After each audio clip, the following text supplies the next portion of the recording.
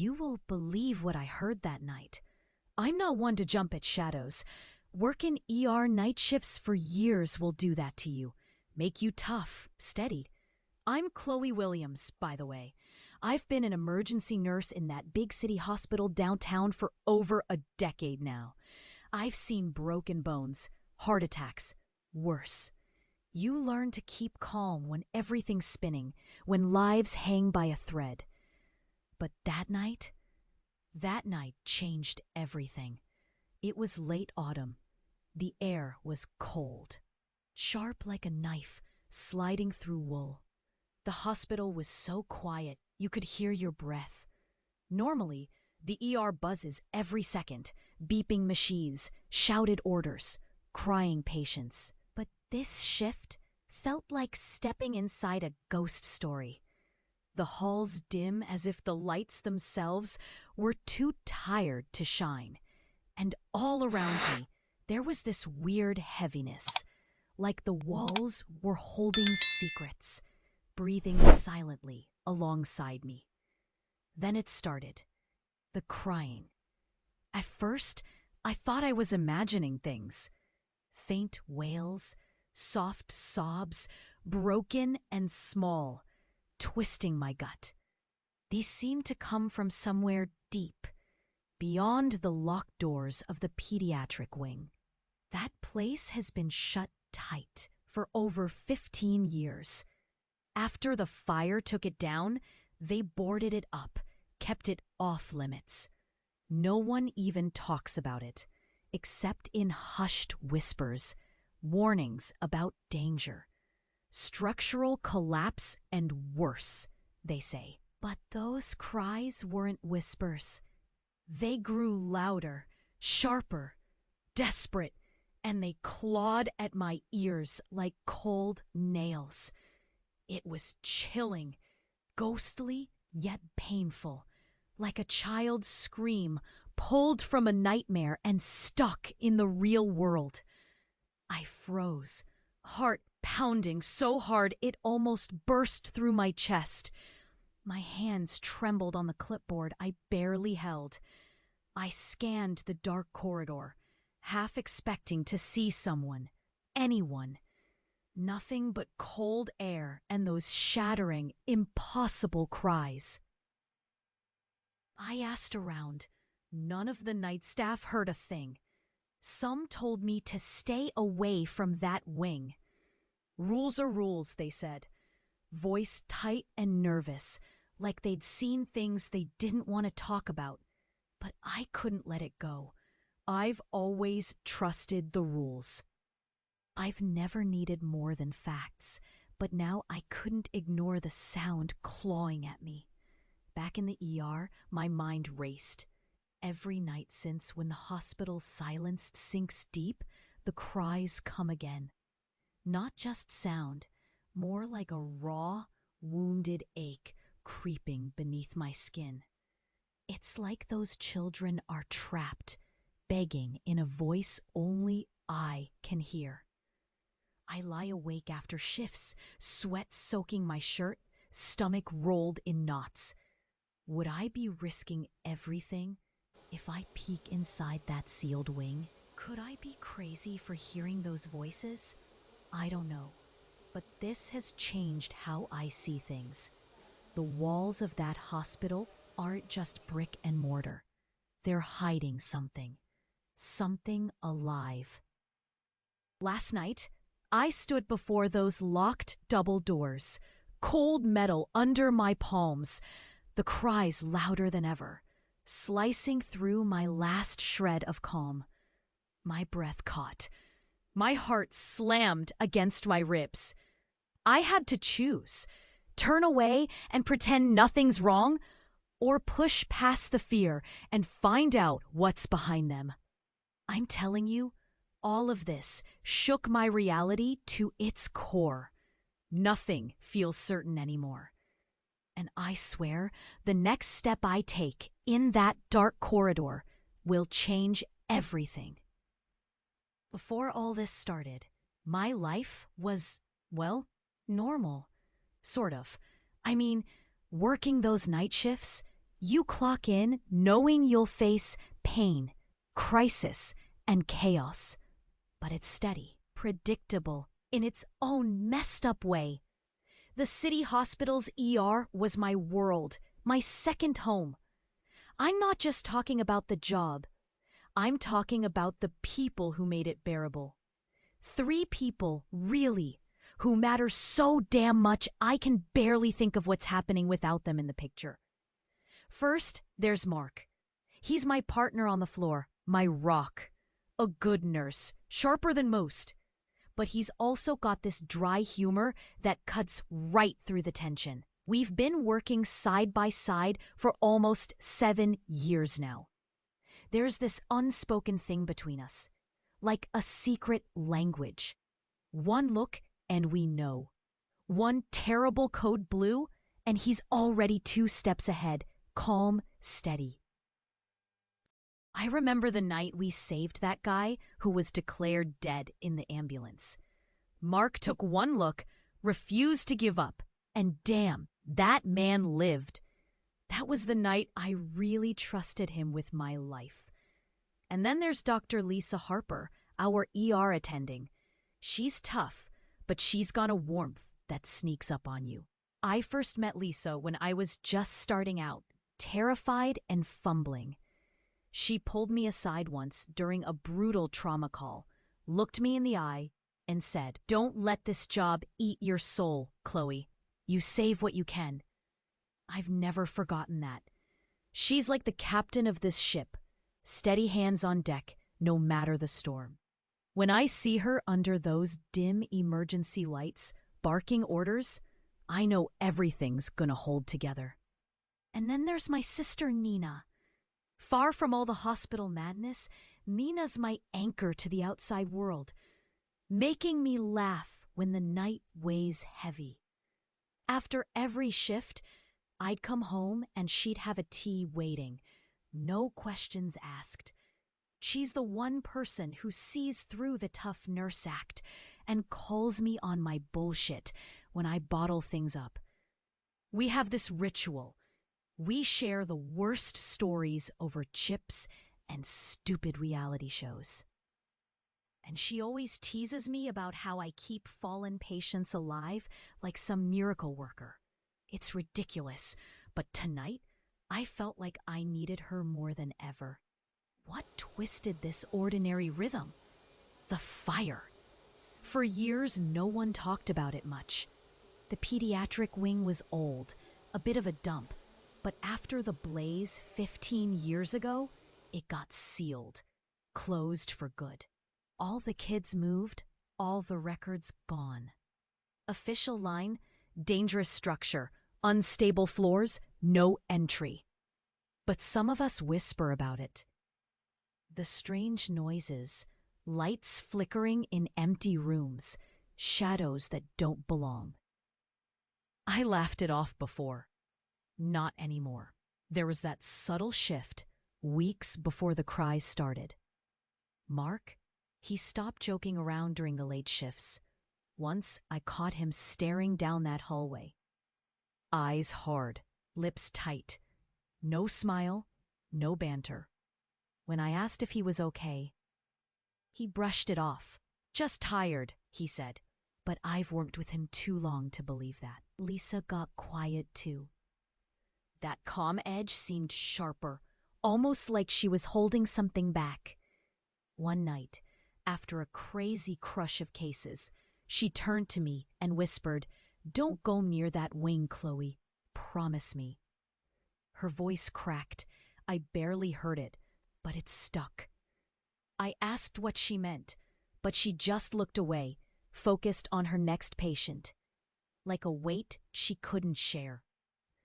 Even Nina noticed. She said, "You've been twitchy lately, like you're waiting for something bad." I wanted to tell her everything. About the cries, the feeling something was watching from the dark. But I couldn't. Not yet. So there I was, the locked doors, cold metal biting into my palms, the tears and screams ripping through the silence. And those 2 days leading here, Strange little moments piling up. Mark dropping a chart and staring at it blankly. Lisa taking different routes down the hall to avoid that wing. Nina sending me messages late at night with nothing but a ghost emoji. I ignored it all, pretended normal, but now it's like everything's glowing with menace, like the hospital itself is breathing, watching. Something isn't right, and someone I trust might already be caught in it. I keep asking myself if that night's cries were warnings or calls, and I'm terrified to find out what happens if I answer. I couldn't sleep that night. The hospital was quieter than ever, but my mind hammered loud as a freight train. I kept running it over. Those cries from the old pediatric wing that no one wanted to talk about. I needed answers. I needed to know why Lisa, of all people, was so scared of that wing. I told myself it was just nerves, stress, but something inside me screamed that she was hiding something bigger.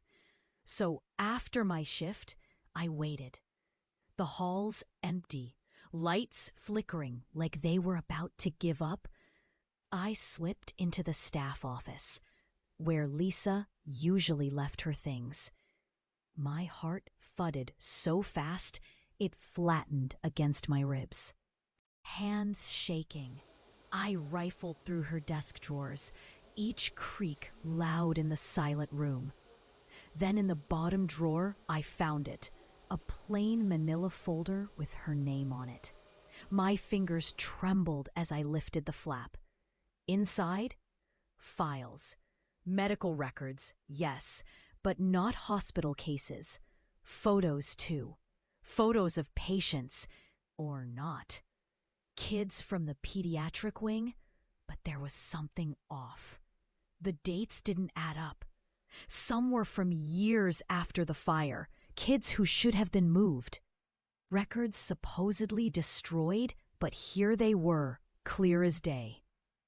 One photo caught my breath.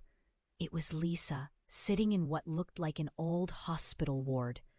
But the room was covered in strange symbols, walls peeling like something out of a horror movie. And in the background, a shrouded figure half seen, just beyond the door. I blinked and stared again. How had I never noticed this? Then there were notes, scrawled in her handwriting, about containment, anomaly, displacement. Words that made no sense in the world of ER trauma calls. My phone buzzed. A message from Nina. "Are you okay? You sound weird today." I tried to steady my breath, shoved the folder back, but my eyes caught one more thing. A small recorder taped under the desk. Impulse took over. I pressed play. The voice it caught was hers. Quiet, trembling on the edge of panic. "You don't understand what's here. It's not just old walls and ruins. I've been keeping it locked away, Chloe, for years. If it gets out, people could die." The tape cut out with a soft, desperate whisper. "I'm sorry." My world spun. Lisa, my mentor, the woman who told me to save what I could, hiding this? What was she hiding? Why? For who? I stumbled out, heart suffocating, breath gone. I needed to see her. I needed answers. I found her office empty, her coat gone, the chair pushed in like she never planned to come back. I asked around. The night team shrugged, said she left early, but the truth hit me like a punch. Lisa was gone, vanished. I scanned the empty corridors, the shadows deeper, the silence heavier. The hospital felt colder, darker. I wanted to scream at her, call her out for the lies, for what she didn't tell me, for the secrets she buried behind those warm eyes. But she wasn't there. And somewhere deep in my chest, a rattling terror spread. If Lisa had been keeping this from me, what else was a lie? Who could I trust now? I held the folder tight, my hands slick with sweat, breath shallow. I whispered to the empty hallway, "What did you get yourself into, Lisa? What the hell are you?" No answer, just the faint echo of those impossible cries, calling me back to the locked wing. And something told me I wasn't ready for what came next. I'm still shaking as I tell you this. It's like the ground beneath me just cracked wide open and swallowed everything I thought I knew. That folder in Lisa's desk, it wasn't just some secret files. It was the first thread pulling at a web of lies so thick I can barely breathe. After finding her gone, I started digging. More files, deleted messages on her phone. Messages I somehow got access to because, well, Mark handed me his phone that night, saying he needed to step out. Funny how I didn't think twice then. But the texts, they weren't from random people. They were, well, people I trusted. Nina's name popped up, then Mark's. Yeah, Mark, the guy I thought had my back for 7 years. Turns out, he's been meeting Lisa in secret late at night, right by that blasted boarded-up wing. No one told me. No one warned me. And Nina, those ghost emojis suddenly make sense. She was signaling something she couldn't say. She's hiding something too. Everywhere I looked, doubt poked at me. My apartment, my safe place, started feeling like a cage. Sometimes I swear I'm being watched. Shadows flickered just out of sight. The locks on the door changed. I checked. My phone, weird glitches, distorted calls, scrambled texts that I never sent. It's like someone's rewriting my whole day, my hours, my memories. I tried to write it down, piece it all together, but the words twist and shift the moment I look away. I catch myself forgetting how I got home the night before, or whether I already ate dinner. The photos on my wall, the ones with Nina and Mark and me, they don't always look right. Faces blurred in places, colors off, like someone smeared them to hide something. And at work, the hospital feels a little bit like a nightmare I can't wake from. People I say hi to don't seem to know me. Mark's smile sometimes flickers like a bad video feed. Lisa's empty office is like a black hole swallowing the last of my trust. No one else mentions the wing, not even in whispers now. But sometimes, after hours, I hear footsteps, slow and heavy, echoing down the empty hallways. But when I turn, nothing. Last night, my chest shut tight like a steel trap. I couldn't breathe. The walls began closing in.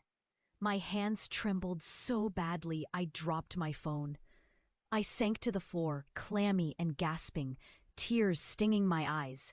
Insomnia's been my only company since I found out. I lie awake, heart pounding, every little sound twisting into shadows and horrors. I feel like my mind's fracturing, breaking down piece by piece. I'm second-guessing everything.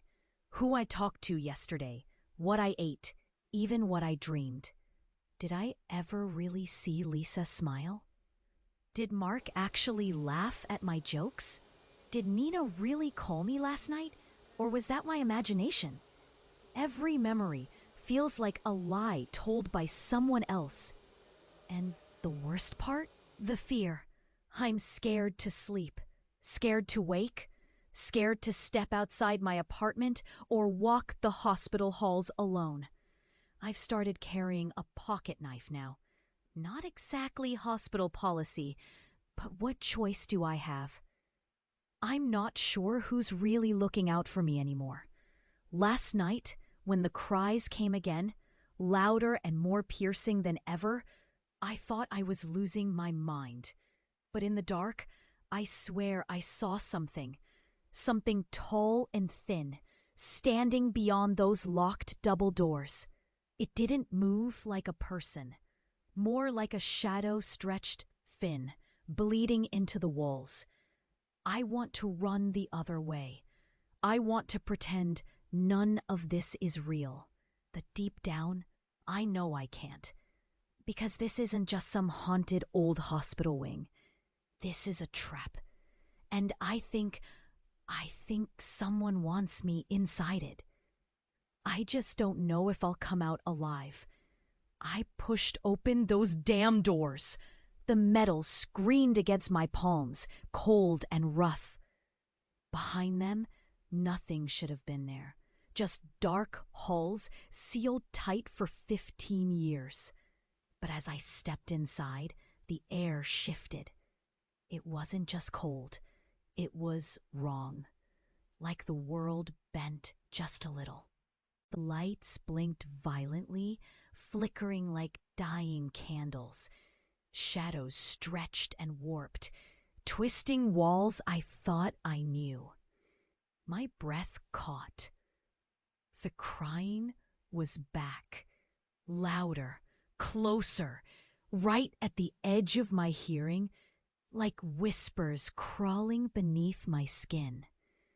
Then the walls, they pulsed, not with life, but with something alive in another way. I reached out and touched the cracked plaster. It rippled like water. My chest slammed tight.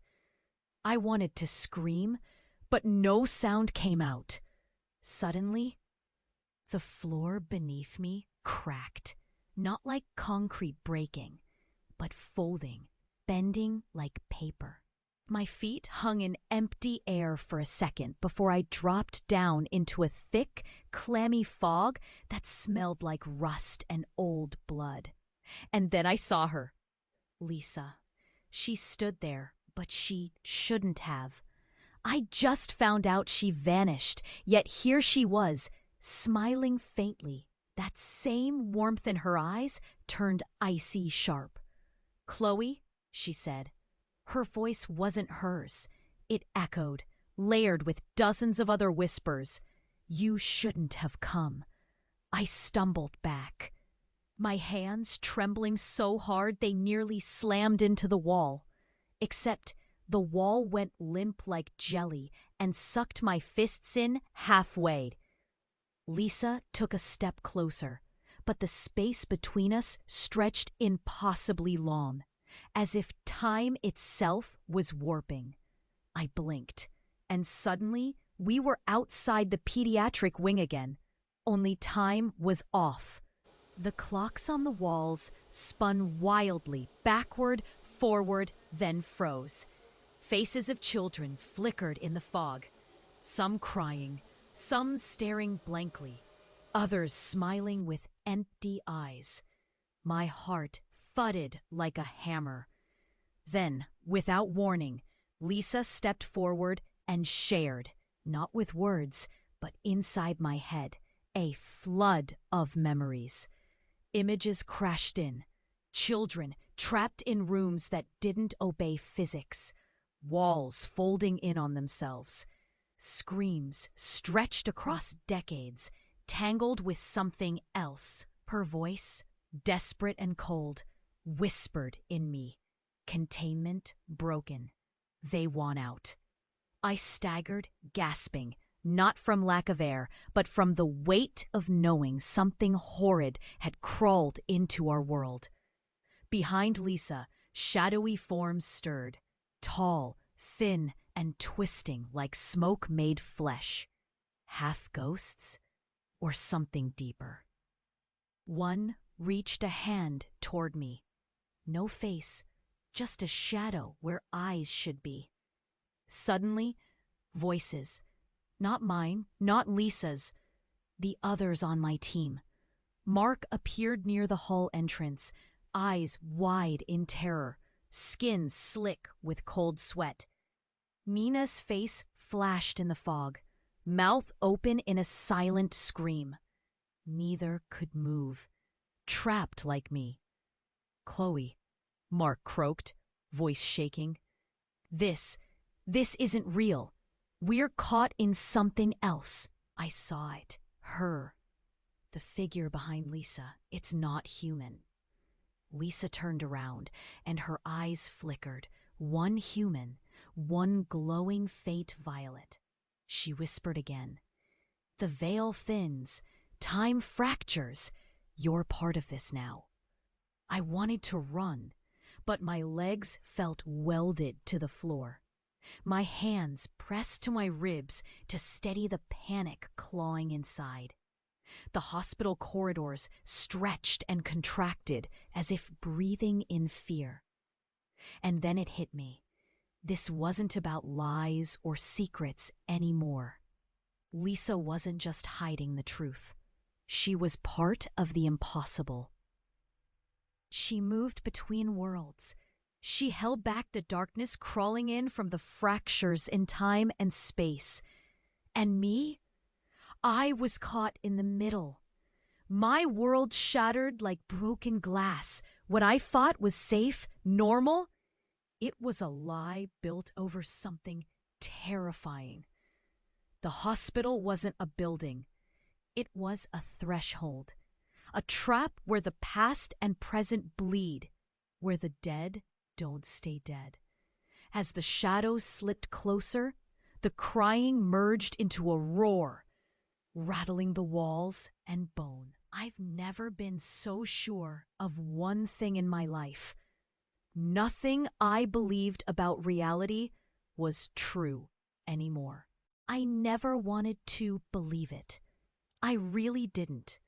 But the truth hit me like a fist to the gut, and now I'm stuck with it, weighing me down, crushing me inside out. I'm not alive. Not the way I thought. I found the files. Not just the strange notes or the secret photos. I found my records. And the date on the last entry made my blood freeze. 10 years ago. That was when I died. Not in some freak accident or lost in some criminal crime. Officially, Chloe Williams, me, stopped breathing 10 years ago. But here I am. Or here I was until now. What they never told me, I'm not really walking, breathing Chloe. I'm a shadow, a ghost, something stuck between worlds, like those kids in that old pediatric wing, screaming for release I can't give. The hospital, the people I love, Mark, Nina, Lisa, they're part of this too. Or maybe they never were real. Not really.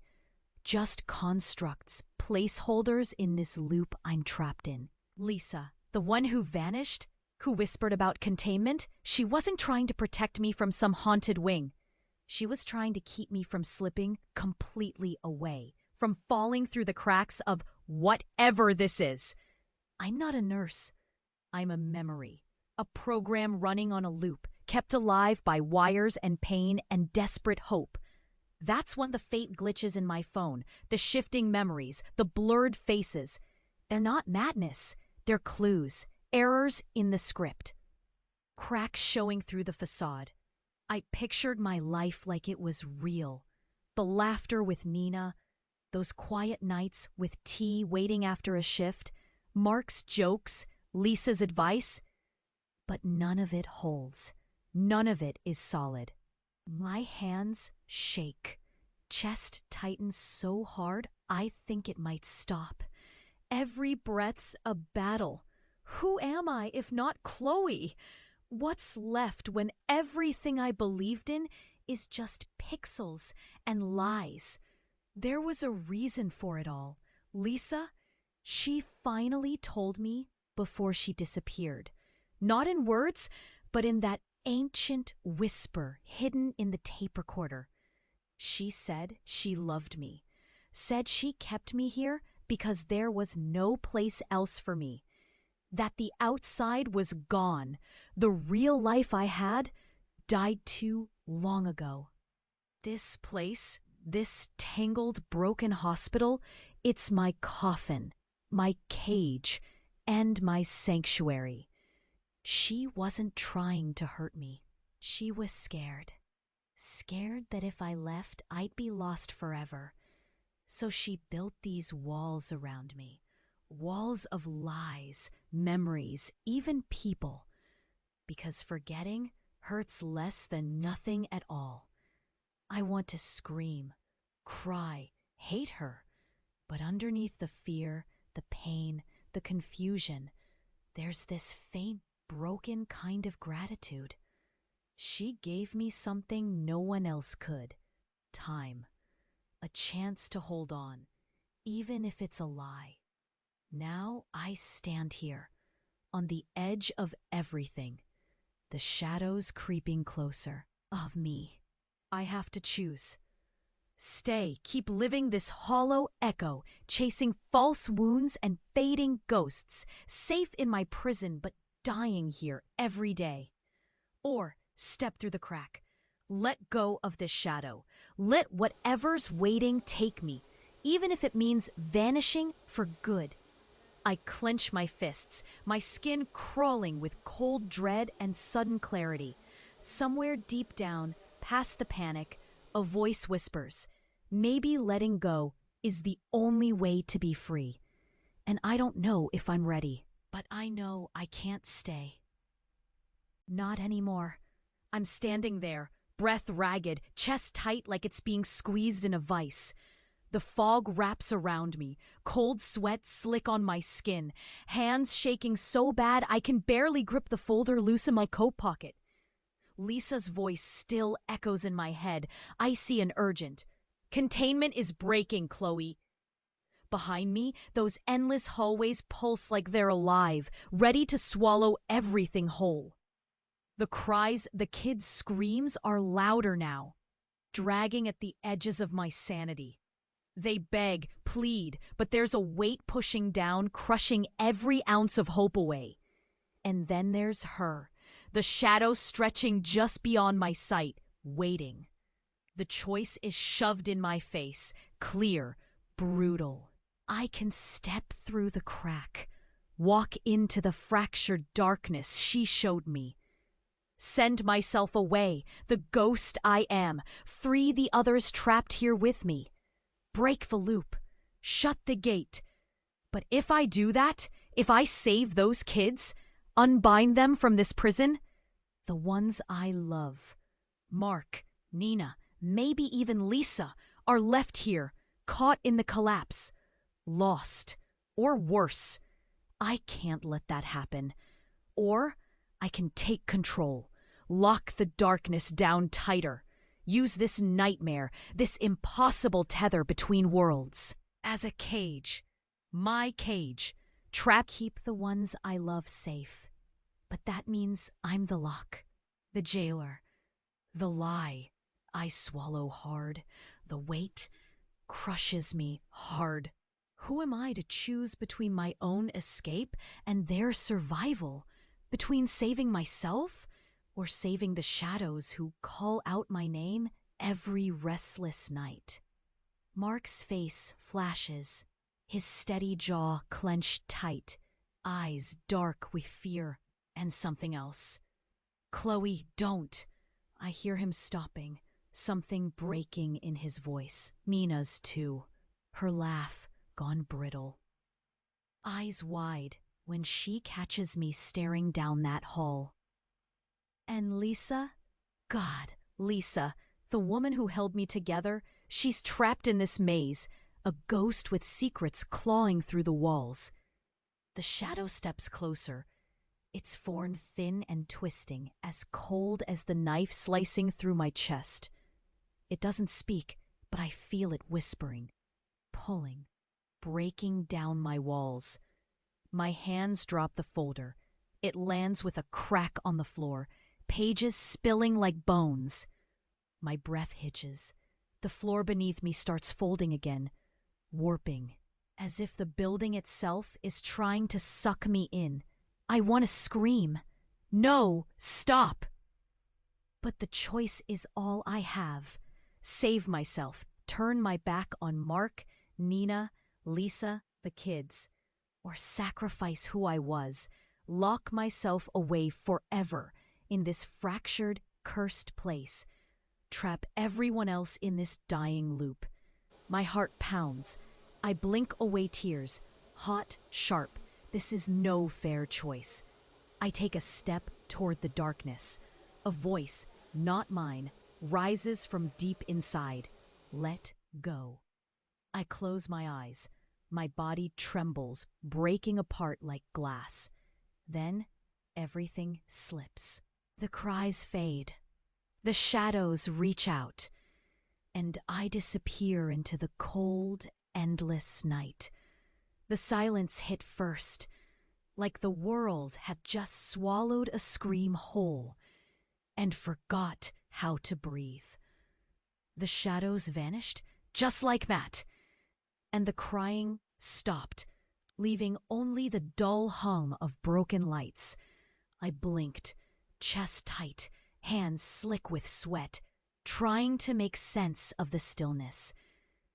A hospital was different now. Still the same walls, the same faded linoleum underfoot, but something inside it had shifted, gone hollow. The air felt heavier, tighter, like I was dragging a lead weight around my ribs with every breath. I was different too. Not the Chloe I thought I was. More like a cracked mirror, edges sharp and impossible to ignore. I glanced down at my hands, trembling, fingers twitching. They weren't quite real. Pale, almost see-through, like smoke caught in skin. The cold prickled under my nails, and a lump swelled in my throat, thick and unyielding. Mark came running, eyes wide and wild, sweat streaking dirt across his face. "Chloe, you're here, you're—" His voice broke. His chest heaved like he'd been running miles. But the way he looked at me, it was like seeing a stranger drown. Nina appeared too, silent, clutching her coat tight around her like a shield. But her eyes that used to sparkle with unshakable mischief, were shadowed, haunted. They flicked up and down my ghostly frame, like searching for some sign, any sign, that I was still the sister she knew. Lisa stood behind them, her face empty, missing the warmth I remembered. Her violet eye flickered like a dying star, cold and unreadable. "Containment," she whispered, voice brittle, "is sealed for now." Time didn't flow like it used to. Seconds stretched and cracked. The halls stretched wide but felt suffocating. Sounds were muted, distant, footsteps echoing in slow motion, as if the world was underwater. The hospital's pulse slowed, dragging its last ragged breaths. Mark reached out, hesitation ripping at him, but his hands passed right through me. A cold wave of despair rolled over him, twisting his face. "You're not really here.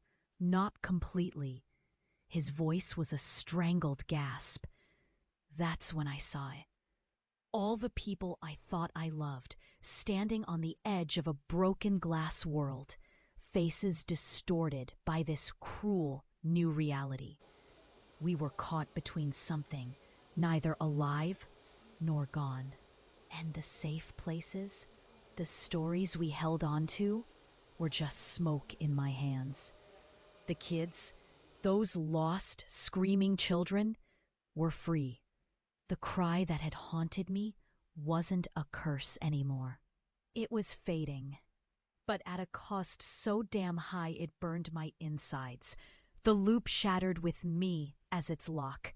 The hospital was no longer their cage, but mine, the only thing holding the darkness at bay. I wanted to scream. I wanted to run, but my voice was gone, swallowed by this thin, cold air. I was tethered, forever the jailer, chained to a cage of my own making. Days slipped by, or maybe it was hours. I couldn't tell. I floated through sterile corridors, watching Mark move like a lost ghost, his smiles flickering and ending in empty stares. Nina tried to hold on, but something broke in her too, the light in her eyes dimming with each passing moment, like she was mourning someone who had already left. Lisa disappeared into her own silence, shadows folding around her like a shroud. I ached for them, the pang so sharp it nearly cracked my chest. But I was fading, less a person, more a shadow stitched together by fragments of memories. My mind felt like a shattered mirror, every reflection off-kilter, every thought chasing posts. I lost count of the nights I stood at those double doors, listening to the silence where the cries had been. The children were gone from the shadows, but their absence felt heavier than their noise. Yet, somewhere deep inside the wreckage, I found a spark, a small, stubborn glimmer of something like hope. Maybe, just maybe, I could be more than this fading echo. I started to learn the edges again, to shape my new reality in small ways. A whispered touch that wove through walls, a flicker of strength in hollow hands. I remembered Mark's stubborn kindness, Nina's fierce laughter, even Lisa's warm voice, now distant but real somewhere, waiting. They were still out there, tangled in this broken world with me, lost but not erased. I'm a ghost, a shadow, a keeper now. But maybe, after all this, that's enough. I'll carry this prison because it's all I have left.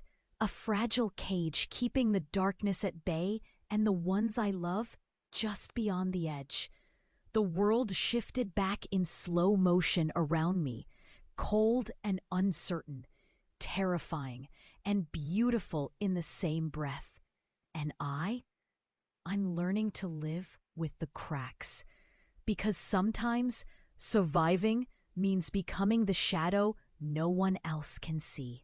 But still, moving forward, step by broken step. It's been years now, but it still sneaks up on me. A flash of that cold fog, the creak of those endless hallways folding in on themselves, or the sharp, impossible cries cutting through a city night. Sometimes I'm just walking down the street or sitting in some crowded cafe, and bam, that hollow weight wraps tight around my chest. I catch my breath quick, hands shaking like I'm about to fall apart, all over again. People who haven't been through what I have don't get it. They see me smiling, talking, working like I'm fine. But inside, my mind's a war zone. Memory, they slip away or hit me raw, like waking up and not knowing if the last hour was real or some twisted dream. It's exhausting. Mark, he's still in my life, sort of. We don't talk like we used to. There's this invisible wall now, thicker than before. When I look at him, I see the fear in his eyes, like he's still haunted by whatever dragged me under. Sometimes he'll glance my way and quickly look away, like I'm a ghost he can't touch, but can't leave behind either. Nina's different. She tried to hold on, but after a while, even her laughter turned fragile. We drifted apart. She doesn't call much anymore.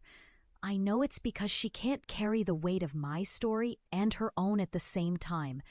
I don't blame them. I barely recognize myself.